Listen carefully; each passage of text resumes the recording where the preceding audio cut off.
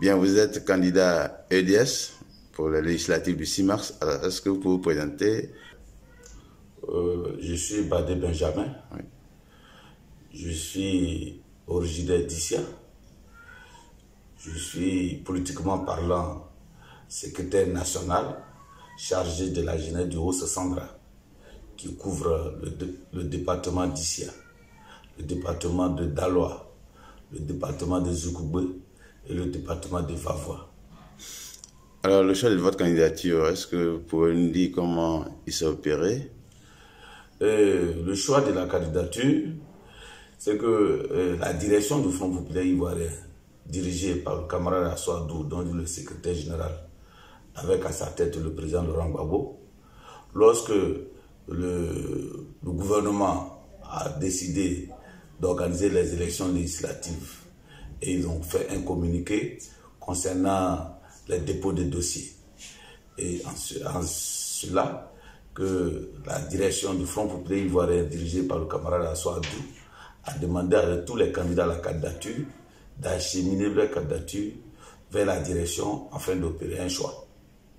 Et c'est en cela que nous avons sollicité l'intervention de la direction en déposant toutes les candidatures auprès de la direction. Et nous étions 10 postulants au poste de candidat à la candidature. Et après une sélection, il y a été retenu 2 candidatures avec les 2 suppléances. Il y a la candidature de Lago Modeste et Bissouma Zaouri Léonard, la candidature de Nyobo Frank avec Badé Benjamin, et cette candidature a été retenue. Mais avant que la direction ne parte faire le choix, il y avait aussi la communication de la plateforme du PDCI et de EDS. Et au sortir de cette communication, il a été convenu que lorsqu'il s'agit d'un bastion du Front populaire ivoirien, le PDCI accompagne. Et lorsqu'il s'agit du bastion du PDCI, le FFPI accompagne. Et en cette qualité, ici étant un bastion du Front populaire ivoirien, le PDCI a trouvé nécessaire, après communication avec le président Laurent Gbagbo et le président Henri Konan Bédié, à retirer la candidature du PDCI au profit du FPI. Et au point où le PDCI n'a plus présenté de candidature dans la circonscription 102 qui renferme les 3 sous-préfectures ici à Tapegui, à Boguedia.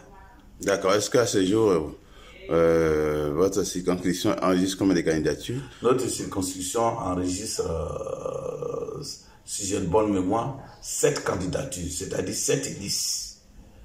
Parce que nous avons un siège de 2. Donc nous avons 7 listes. D'accord. Okay. Alors, vous partez en candidat EDS, c'est-à-dire de l'opposition. EDS-PDCI. EDS-PDCI. Ok, d'accord. Alors, quelles sont vos forces sur le terrain? Nos forces sur le terrain, que Issia est un bastion du Front populaire ivoirien. Et depuis la déportation du président Laurent Gbagbo avec la communauté internationale à La Haye, nous avons maintenu cette population. Et toutefois que la résolution du Front populaire ivoirien était dégagée, les messages étant passés auprès de la population, cette population nous a jamais fait faillite. Elle a toujours écouté les décisions émanant du président Laurent Gbagbo, au point où tous les boycotts que le Front populaire ivoirien a lancés concernant toutes les élections de 2010 jusqu'à 2020, tous les consignes ont été respectés. Et donc nous constatons que cette population est un bastion et vit à l'esprit de Laurent Gbagbo. Alors est-ce qu'il y a un paramètre dont il faut tenir compte? Il y a que depuis 2014, l'opposition, particulièrement le FPI, a régulièrement boycotté les opérations de recensement et même d'enrôlement. Est-ce que vous ne redoutez pas que vos électeurs ne disposent pas de cas d'électeurs pour éventuellement aller dans les zones? Oui, et concernant la politique du recensement et de l'enrôlement, lorsque le gouvernement, après le congrès de Mossoul, et que le FPI a décidé de participer à toutes les élections, et que le parti au pouvoir avait lancé l'opération d'enrôlement, bien qu'ils l'ont saboté, parce que je peux appeler ça un sabotage, nous avons mobilisé toute la population, nous avons mobilisé les Ivoiriens afin qu'ils se fassent inscrire et afin de participer à ces élections parce que le FPI avait décidé de participer à toutes les élections. Donc l'opération d'enrôlement de 2020, nous avons mobilisé la population. Mais vous savez que le parti au pouvoir, sachant que le Front populaire ivoirien de Laurent Gbagbo a décidé de participer à toutes les élections, en prélude de la fraude, avait saboté l'opération d'enrôlement au point où la population s'est mobilisée avec tous les papiers afférents. Mais hélas, les magistrats n'ont pas pu signer les certificats de nationalité. Au point où il nous serait difficile de donner un pourcentage de la population qui n'a pas été enregistrée. Mais je vous donne un exemple sur une demande de 1000 dossiers. À fort de notre grande surprise, il y a 250 qui ont été enregistrés et signés par des magistrats. C'est en cela que nous avons fait l'opération, une opération de sabotage par le gouvernement de l'opération enrôlement.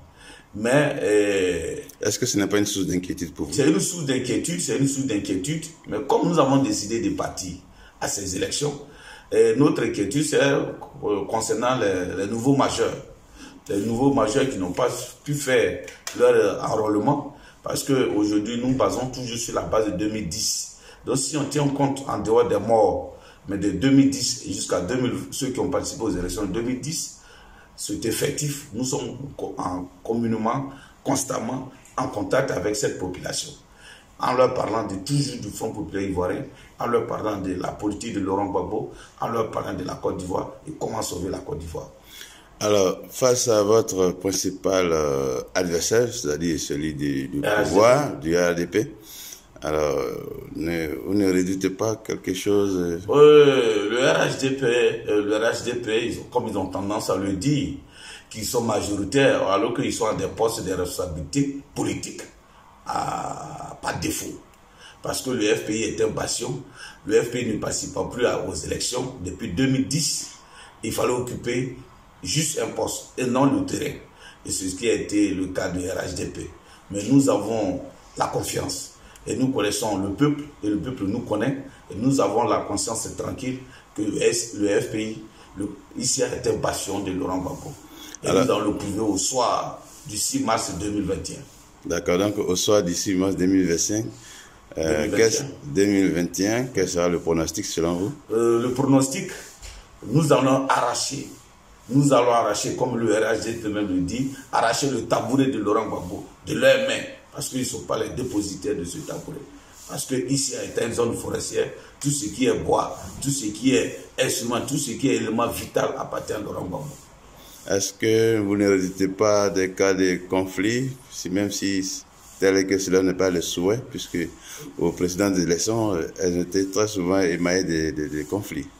Oui, ben, comme on le connaît, on connaît le RHDP qui est un parti violent, qui est un parti de fraudeurs, et un parti qui n'aspire qu'à la violence, qui ne vit que à la sueur du sang de la population versée. Nous allons prendre toutes nos dispositions utiles. Parce qu'il y a le concept de voter, il y a le concept de résultat, il y a le concept de la victoire. Comment protégeons la victoire? Le FPI, qui est un parti de combat, nous allons prendre toutes les dispositions nécessaires pour protéger la victoire de Laurent Gbagbo. En une minute, un appel? Je lance un appel à toute la population. Et je lance même un appel, je lance aussi un appel à la CEI, qui est un défi à relever. Aujourd'hui, l'opposition conteste la CEI. Pourquoi? Parce que nous n'avons pas confiance. Parce que c'est une CEI qu'on peut appeler une section de RHDP. Et donc, pour montrer à l'opinion internationale, à l'opinion nationale, pour même donner une assurance à tous les candidats, pour dire qu'ils vont prôner une politique de transparence, nous demandons à la CEI d'être dans une transparence depuis l'esprit jusqu'à l'action. Et je lance un appel à la population de Côte d'Ivoire de rester tranquille. Nous allons toujours découvrir la violence de RHDP. Mais nous ne prêtons pas le flanc. Nous serons sans réaction. Et nous allons toujours prendre la communauté internationale témoin. Parce que Laurent Gbagbo n'a jamais enseigné la violence. Laurent Gbagbo n'a jamais prôné la violence. Laurent Gbagbo est un homme de paix. Et nous allons demander à nos sympathisants, quelle que soit la provocation du RHDP que nous connaissons, de prôner toujours le calme. Nous partons avec le rapport. bien qu'ils viendront avec nous, qu'ils viendront contre nous avec des flèches, avec des machettes,